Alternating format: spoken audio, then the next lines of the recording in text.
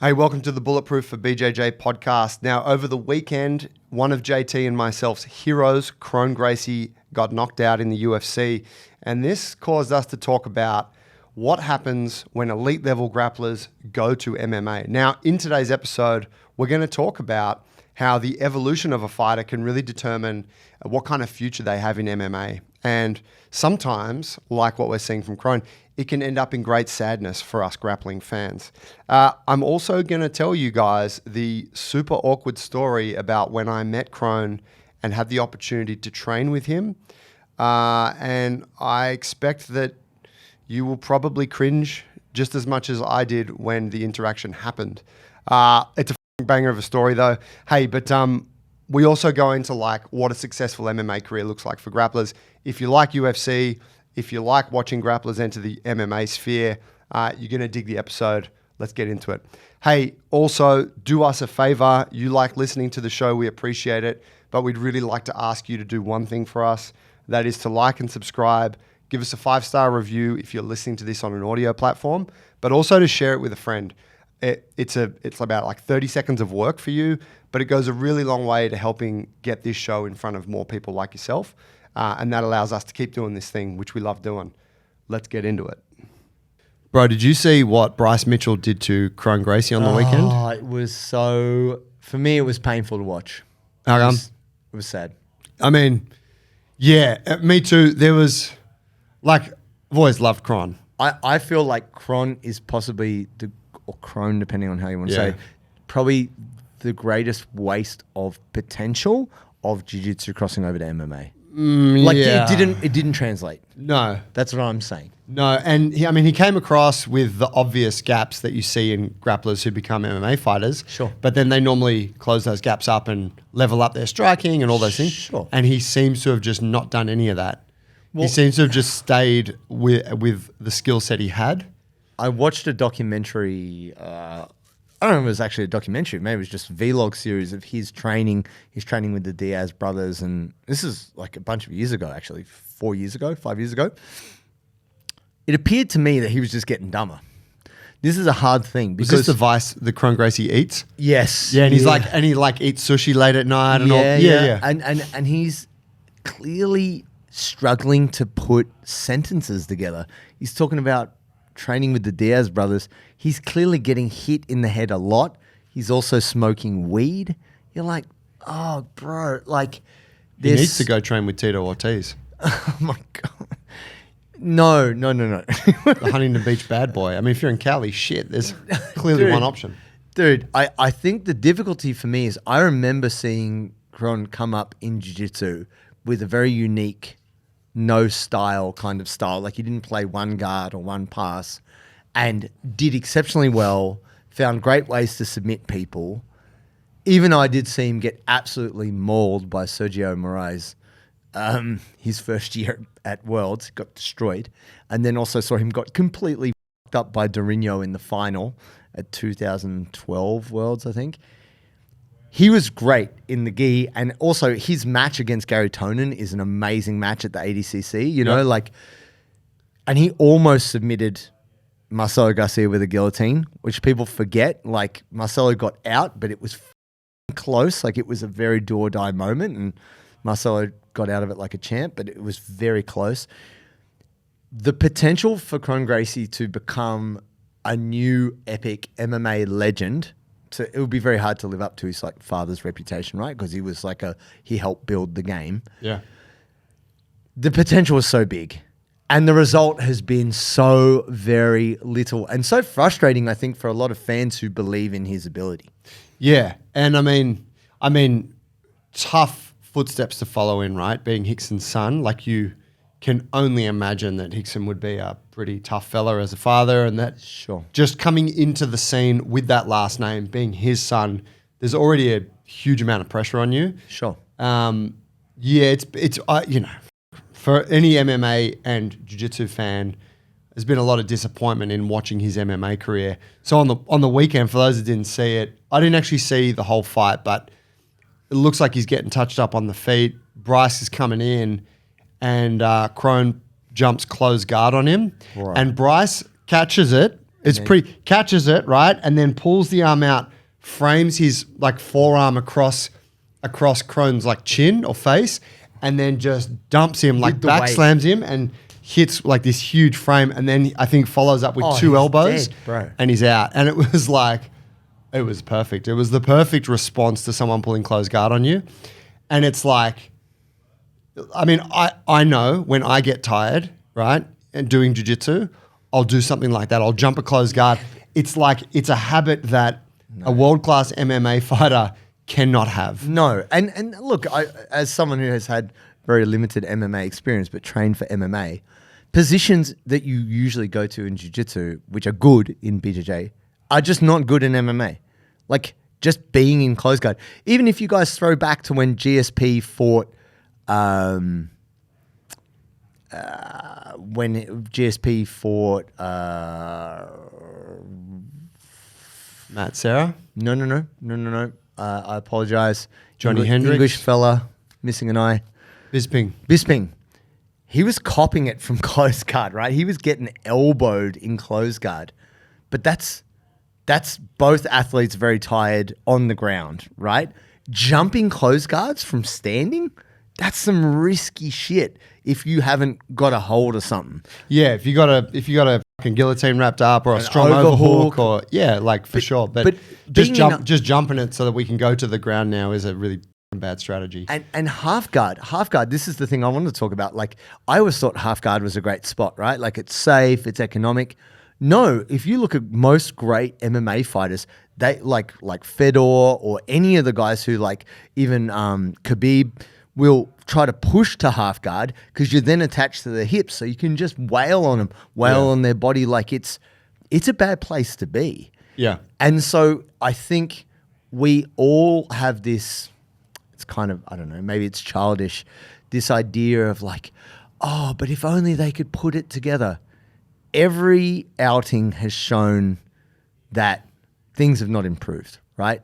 And the longer a person fights, it doesn't matter how famous your last name is, usually the quality of the fighter does not go up, right? Because you take a lot of damage. And what I had seen, even off that like Vice thing where he was chatting, he's copping, I talk about volume punching. You have to have the skull and the neck of a Diaz brother to take that many hits. You have to be Max Holloway to take that many fucking hits and still have some semblance of a brain. And I don't think that Kron Gracie has the skull and neck genetics to be volume punched in the head and still make good decisions. I mean, motherfucker's got a jawline. Real recognized real. You know what I'm saying? That's tough, bro. This whole volume punching, like, it's... Oh, yeah. Now, if you decide to jump close guard in a real fight and your opponent slams you on the ground and knocks you out, that's your fault. However, if you want help building a strong, robust body for jiu-jitsu, we can help you with this. Now, if you don't follow this advice, that's your fault. But here's the deal. You can make a good decision, and let's all make good decisions. You can get the Bulletproof for BJJ app today and start training for free for 2 weeks.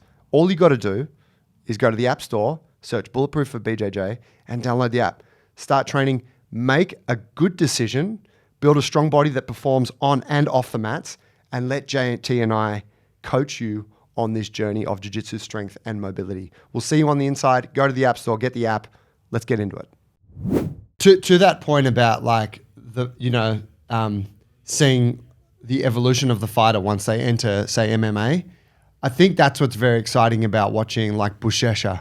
Yeah. Right? He is getting better. Yeah. And even Rodolfo, where he hasn't been up and up and up, but you can see changes and you can see mistakes. But he's been in the UFC for ages. He's had terrible losses. He lost to a blue belt. No, he has. But you can at least, I'm guessing, you can see that he's. I mean, there was that loss where he got arm triangled, which was really bad. Dude, he's an ADCC champion. What the f is he doing? Like, I know. The hardest thing for me is I have always revered Rodolfo as being one of the baddest mothers in jiu-jitsu ever because I saw him live. I saw him destroy so many great folks and just was so overwhelmed with his prowess.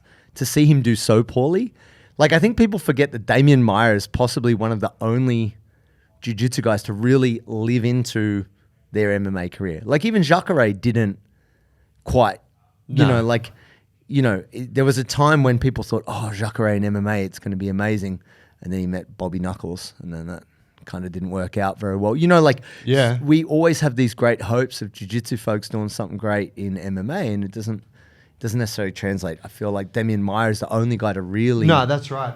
I mean, Really yeah, do fuck. that. And some of the other best grapplers you see are not strictly grapplers, right? They're MMA fighters. But or they're wrestlers who learnt some jiu-jitsu. But my point there was that like you want to see some kind of growth, right, in the fighter. And when they come in and you see none, you're like it's disappointing because you want the jiu-jitsu guy to succeed. Yeah, I'd love to see Kron just crush everyone. Yeah. Did I tell you about that time I trained with him? You may have, but please regale. It was it was one of the most awkward experiences of my life. Really? I was in LA and I was hanging out with Shanji and we had done some training, I think in the morning or something. And then Shanji was like, hey, do you want to come and train this afternoon? We're going to go to Kron's Academy. Nice. And I was like, wow. And he's like, yeah, Hickson just gave the academy to Kron. Like he just stepped down and he's like, so it's pretty sick. Like we'll go see it. And I was like, wow. I was blown away that I'm hanging out with Shanji, right? It was all a bit of a chance encounter. That's cool. And so we kicked it at his place for a bit and then we went over there and there was a class going on and we get in and the class starts and then we're just off to the side of the class and there's like some guys arriving, we're getting dressed, whatever. I can't remember if we put the gear on. I think it was no gear, I can't remember. And Shanji's like, do you want to train with us or you want to train in the class? And I was like, I'll train with you guys. That looks sick. Ooh. And Harlek Gracie turns up. All right. And Shanji's like, oh, Harlek's here. And like, I was like, day. what's the deal? And he's like, oh, he's tough. Like he's a tough role. And so I was like, wow. Like I didn't even know of Harlek Gracie right at the time, but I was like, oh wow, okay, he must be really good. And couple other dudes. I think there was six of them. All Gracies. Yeah, like take your pick, right? And I what was I at the time? What was I? Blue belt. I think I was a blue belt. Yeah. Yeah. That was a tough blue belt, right? Amongst these black belt champions. And we're there on side, we're sitting around, and Kron's like, yeah, I'll just get the class started, and then we'll come over and figure it out, guys. So and Halek's like, hey man, do you want to do like a warm up roll? Oh, no. And I was like, yeah, bro, that sounds sick. And so we like do the thing, and we just start like flow rolling, and I'm like just trying to do something, and he's just like, sweep me, this, that. I'm like, I just felt like I'd never done any jiu-jitsu, and I instantly got hit with that feeling of like, your jiu-jitsu sucks. You are so shit. What are you doing here? And I'm like, oh, this is horrible. Painful. And so we did the 5 minutes or whatever. And then I think Shanji said to me, Kron's like, hey, all right, so we're going to do 10-minute rounds and we're just going to go back to back for the next 60 minutes. Oh, God. And I'm like, 10-minute rounds? I'd never even heard of such a thing. And then Shanji looked at me and I'm pretty sure Shanji had seen my role with Halek. Yeah. And then he's like, hey, if you want, you can still jump in the class. And I'm like, thanks, Shanji, I'm going to jump in the class. Jumped in and went to war with some blue belts. And anyways, at the end of the session, the class finished up and then we were watching those guys finish their rounds. Kron gets injured. With Shanji or someone. Gets injured, someone runs off, gets the ice pack, it's the thing. Bit of a palaver, limps off the mat, and then, Shanji and I are like getting changed, showered up to get out of there, whatever. And we leave, and Kron's in the little sort of front office that is at like the entrance to the academy. Yeah, and he's in the office, he's just leaning back on this chair, a bunch of his students around, and they're watching something on the computer. And they're all watching this thing, blah, blah, blah. And Shanji's like, hey, let's go. And I'm like, oh, fuck, I got to go say thanks. No one charged me or anything, And I'm like, it's Kron Gracie, man. You want to be grateful?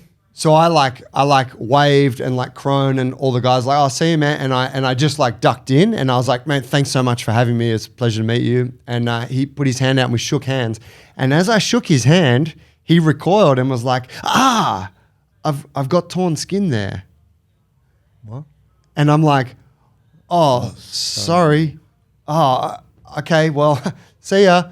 And it was like, he had this big tear, right? Like a bit of broken skin. And I was like, that was so awkward. Strange. Yeah, like gave me the hand and then was like, oh, what? Kind of like, you know, Almost like why did you do that to my cut? Couldn't he have offered his other hand? I was like, this is we just need to go. Weird.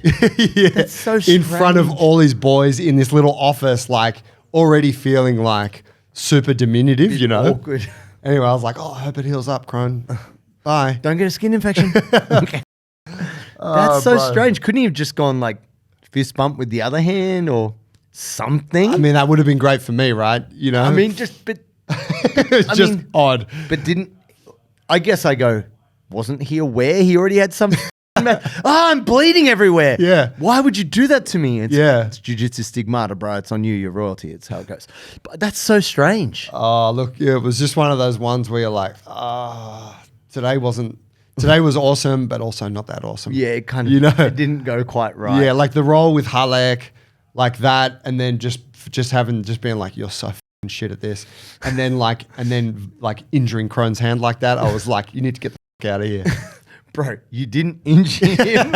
His lack of self-awareness fucked that up. But that's so strange. I mean, it's time. Finally, the Bulletproof for BJJ shirts are available. Now, we have 2 killer shirts for you. We have the core tee, which you've seen before, but we also have our limited release, Some Days Porrada. That's right, some days, not every day. Because our good friend over in Bulgaria has designed us a limited release design, only available in December. So here's a nice little kicker. If you get 2 tees, you get 10% off. 'Tis the season, my friends. Get on there. fanwear.com.au. Go to profiles, put in Bulletproof.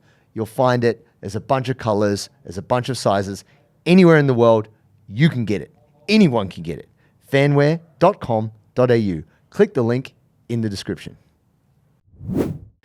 I don't know. It's difficult, man. I one time met Kron in an elevator with Hickson. Oh, wow. But I wanted to talk to them, but they just refused to talk to me. Like, I was at Worlds, and they were staying in the same hotel as us, and I saw that they were being interviewed separately. Like, they'd been kept away from the crowd. And I had said to Fabio, like, because he told me stories about Hickson. I'm like, can you go up and talk? Like, are you allowed to go up and talk to Hickson? Like, can you, like, he's like, see how you go. He's like, you know, I'm friends with Hickson. It's cool. But he's like, if you don't know him, don't just roll up on him. He, you know, like, no, not like he's going to be mean to you, but he's just like, that's just not what he's like, you know? And it was interesting. Him and Kron were very much separated from everyone. And they always had a couple of guys around him, you know? And I was like, yeah, they're like royalty, right? Respect. I just step into the elevator, and you know how you can have the awkward, like, you know, you might do a, oh, hey, how's it going? Or, oh, Worlds, hey, how good is it? Something, you know, as long as they're on the 13th floor, I'm on the 3rd floor. Like, you do it. I step in, and it's just those 2 and no one else. And I step in, and they see the recognition on my face, and I'm like, oh. And there was a moment of pause. I'm like, should I bow? Should I shake it? What do I do? And then like they both kind of looked at me, and then they both looked at, you know, the elevator counter. Like they both like looked away and just acted like I wasn't there. And I was like, I'll just turn around. I'm not going to say shit. I just wanted to give props, show respect. That's all I wanted to do. I wasn't looking for autographs, nothing. But they just were like, nah. They just, you know, they both stonewalled me, and I was like, I really don't matter, do I? All right, fair enough. Like, I just accept. I was like, I don't want to, I don't want to get in their space. Like, it's clearly a thing. So, I don't know, man. I mean, you might have shaken his hand and reopened the wound. You know what I mean? Why would you do that? And then Hickson would have choked me unconscious. Fuck. Bro, it's an interesting thing because we also project so much onto these people. Yeah. They're just humans, you know? Yeah. And they have great skills, but they're also their own kind of weird too. So you don't want to, it's hard to read into that. But man, what does this mean for? Well, I still hold hopes for Kron. I mean, I don't know what his UFC contract is like, but I'm like, still like, if that guy's fighting, I will always be interested in the result, and I'll want to see him smash some Yeah, dudes. but someone even post up a meme talking about Aljo versus like Aljamain Sterling. Oh, bro. One of the best to ever do it. Yeah. Puts on an absolute highlight reel grappling scramble fest on the prelims. Yeah. Oh, you haven't won a fight in 5 years, but your last name's Gracie? You're on the main card, son. Yeah. How fair is that? Like, that's bullshit. This guy's a previous champion and ridiculous. I mean, they've always hated Aljo by the looks of it. But he's incredible. He's great. And a good dude by all regard, like from all reports. You ever see that one where he slipped up in the post, like he's doing a hype up piece to the camera, and he meant to say, blah, blah, blah, I'm coming for that ass. But he said, blah, blah, blah, I'm coming on that ass. And then he's like, coming for that ass. You ever see that? No. It was so good. Oh, super awkward. I mean, that's Aljo, right? He's a funny cat. But I mean, man, I felt bad for him because I watched that match and it was great. And he should have won, in my opinion. I felt it was a bad decision. Like, there was a couple of decisions. Oh, on you that watched card. his fight? Yeah. Yeah, right. And he did so well considering they're trying to bring up this like Russian wrestler, what have you. Yeah. Aljo did great, man. Took him down a bunch. Like, it was a very close match, but I still feel like, anyway, Aljo might have won. But it is painful to watch Kron be terrible and be on the main card, and Aljo have like a stellar fight, win or lose, and just be on the prelims. Yeah. It kind of sucks, but this is the bias, the world we live in. Maybe he needed to be relegated to the prelims to bring the best. Oh, God, is that what it did for Kron? Did him being elevated bring out the best? Well, no, but we don't always rise to the occasion, do we? No, apparently not. Sometimes we just fall to close guard. Anyway, I'm still in there. I'm still in there for the Jiu Jitsu guy turned UFC fighter. I'm not. I'm off. I'm off the bandwagon. Never was on the bandwagon. It's even Rodolfo. I lost heaps of respect for Rodolfo because it's like these guys are training with the best MMA coaches in the world. You can't make it translate. Like, man, go back to jiu-jitsu. Like, don't stay there. It's not even worth the fame. Rodolfo's fighting, what's Old his mate. name? From Smeaton Grange. Yeah, Jacob yeah. Malcoon. Yeah, that'd be Local interesting. Sydney boy, one of Rob Whittaker's teammates. I've trained with him a little bit in the Strong past. beard, strong man, great wrestling. Great, and Tough. just tough as nails. Yes. Like tough as nails. I think he could knock Adolfo out. I mean, Adolfo obviously has amazing jiu-jitsu and also can wrestle, but dude, Malcolm's got the hands. Yeah, and I mean, that's what it is, right? I mean, that's how Rodolfo gets Done. triangle choked by a blue belt is you He crack was him in the rocked face a bunch and of times. Yeah. And he hadn't, not conscious of it. So There it is. Hey guys, if you like the show, do us a favor, like, subscribe, audio platforms, leave us a 5-star review. Do it now. Thank you. Preach.